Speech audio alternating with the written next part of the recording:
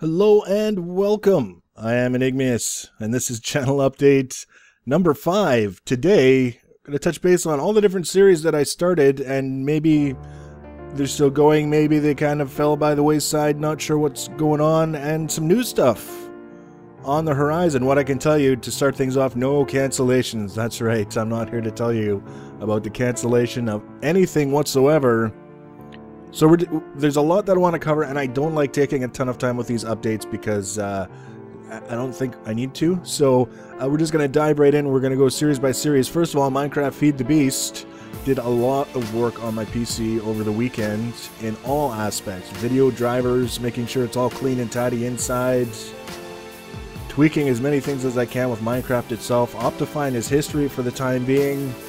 Dropped the resolution of the texture pack from 128-bit to 64-bit. I don't even think it's bit, I think it's X. We did 128X to 64X. That's pixels, whatever. It's smaller and faster. Like the Bionic Man in midget form. I don't ask.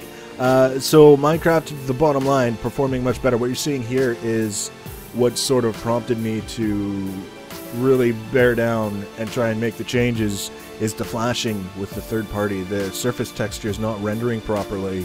Still some tweaks left to do. I've got it almost sorted. Not all the way there, but definitely much better than it was. I've also got my frame rate for the first person recording in a much better place. In the overworld, where I've got tons of machines and stuff that tend to be demanding, I get now between 40 and 60 frames. Some dips down towards 25 on rare occasions, but mostly 40 to 60. In the Mistcraft age, where I am right in this footage here, over 100. Because it's just the Mistcraft age. So very cool, very pleased with that. I'm hoping it stays that way, and we're gonna keep going. What you're seeing is B-Bunker Beta, our next project. B-Bunker Alpha is actually going to be making a cameo appearance in my next editorial, but B-Bunker Beta is where we're going to be for the next 2 or 3 episodes. We're going to be setting up bee breeding and tree breeding. I want to breed trees that produce more saplings and apples for biomass and catalyst for making biofuel. And I don't want to do back-to-back frame episodes because I think it gets to be a little bit dry if you do too much of it at once. So after we're done messing around with B-Bunker Beta, we're going to be making the Mega Turtle. We're going to build it, we're going to take it for a cruise, we're going to do whatever we can to show it off. Then we'll do something else for another 2 or 3 episodes, something light duty, nothing too particularly serious. I don't know exactly what yet, but I've got time to plan and decide. And then we're going to be doing the Mega Creeper. So for those of you who are not familiar, the Mega Creeper was a build that I had going in Tekkit right before the FTB launcher came out. My world got corrupted. I never got a chance to finish the project. It was absolutely epic. 15 frame vehicles moving in coordinated motion to make like a 40 block tall creeper that was just awesome. So we're going to be revisiting that. It's going to be a pretty epic project, and I think one that a lot of people will enjoy. So that's what we're looking at for FTB for the next little while. Plenty of content, plenty of videos that we can get out of it, and once the Mega Creeper is done, there's plenty of stuff that we can be looking at. So if you're watching primarily for the FTB content, you got an idea of what you can look forward to. If none of that appeals to you, feel free to leave a comment under this video. Let me know what might be more appealing, which doesn't mean I'm going to do it. It just means you've let me know and I've read it and I've thought about it, and that's where it goes. So with that said, Skyrim, the Skyrim job.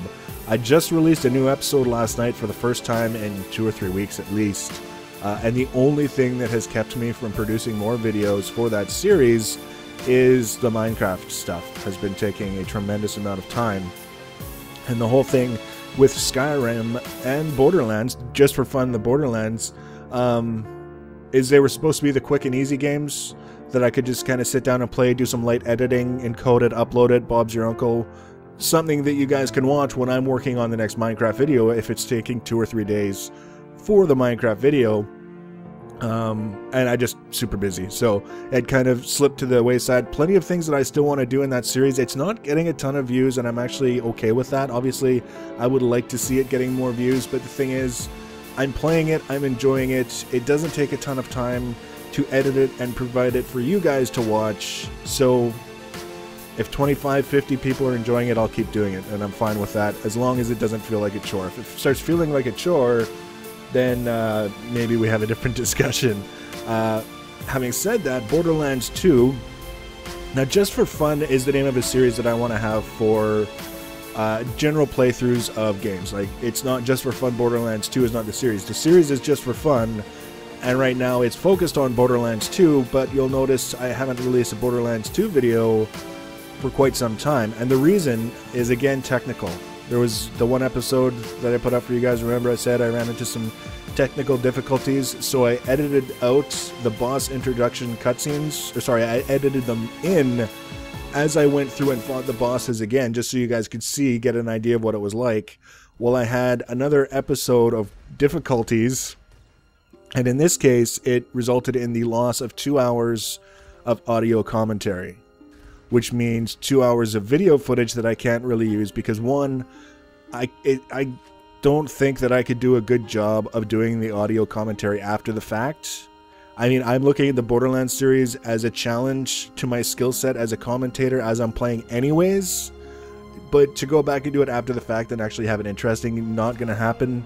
And my agreement with my advertising partner is that they have the copyright permissions for all these games, and they extend those permissions to me on the condition that I include commentary with any video I upload. So I'm adding something to it. I'm not just playing the game and recording it and uploading it as is, because that's kind of dumb. I have to add something. I have to contribute something of my own to it in order to have valid copyright permissions to do it. So no commentary means no upload.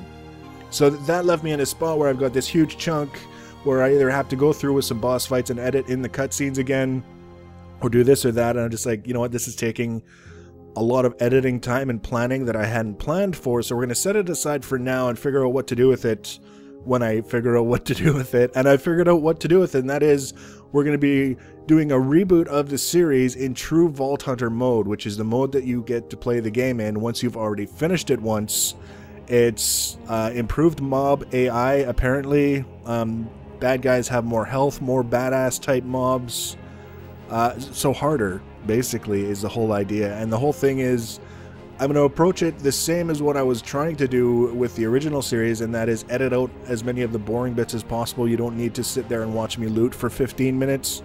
And not be afraid to embarrass myself, because I'm going to get some beatdowns like you would not believe. Threshers, if you know the game, Threshers are just guaranteed fight for your life. That's just the way it goes. So it'll be back probably in 2 or 3 weeks.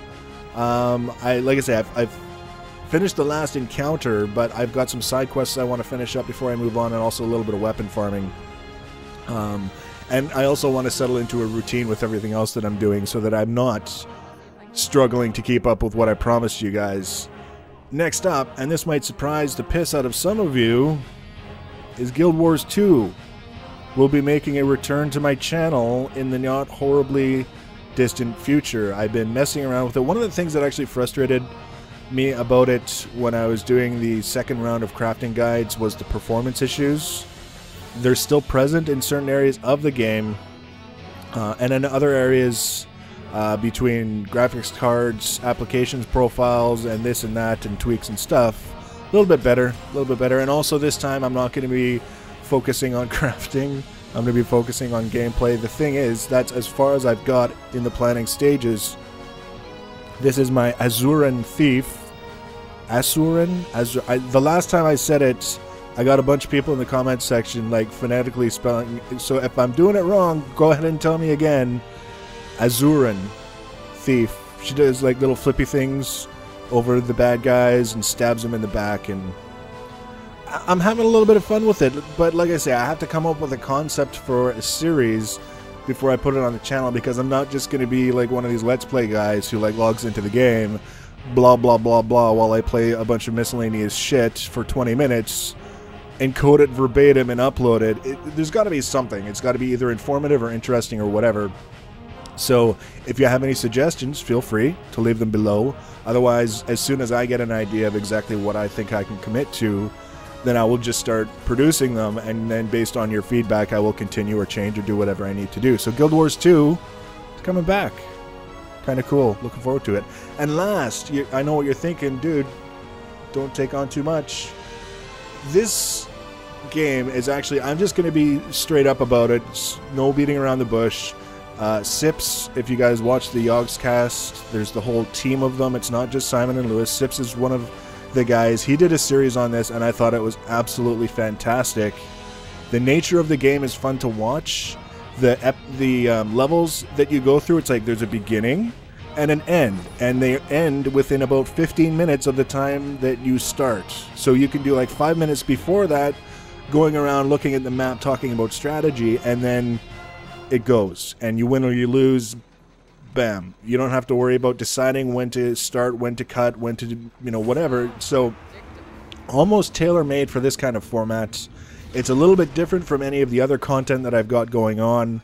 Like I say, I thought it was really, really fun as hell to watch, and there's a bunch of different ways that we can approach it. We can do this is how I just barely survive and complete it, and then this is how I do it in 5 skull mode, and this is how I do it in score attack mode. I mean, whatever. There's lots of potential there, and like Skyrim and Borderlands, it's the kind of thing where I can just sit down and do it, edit it properly where necessary, and get it up to you guys so that you've got something to watch in between the more time-consuming things like the Minecraft and probably also the Guild Wars 2.